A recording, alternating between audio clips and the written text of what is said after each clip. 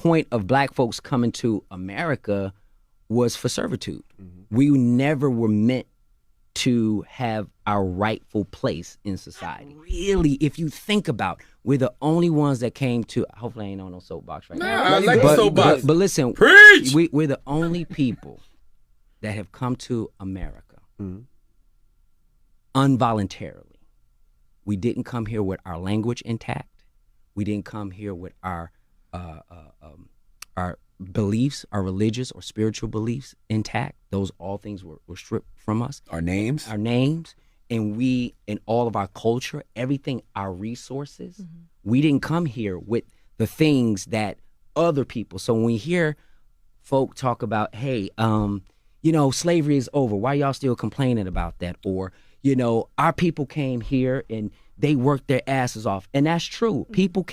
Immigrants came from from Europe and Asia, all over the world. And yes, they did, lace up their bootstraps, and they did what they had to do. But they came with all things intact. They came voluntarily. Right. They didn't come on. So, and those who did come came with resources that were set up by people who were in servitude. Absolutely.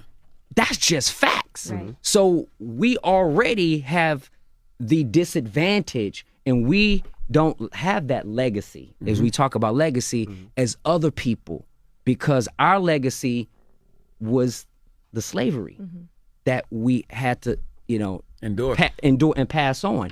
And so all of that stuff matters. And so when we talk about Bronzeville and places like, Tulsa, Oklahoma, and all these other great places like Harlem, we then found our own thing. It's important. And now you look around, how many black businesses that are owned by us, operated by us, right? And how many hospitals that are owned by black folks and operated by us? How many banks? How much infrastructure? Media is a big thing, right?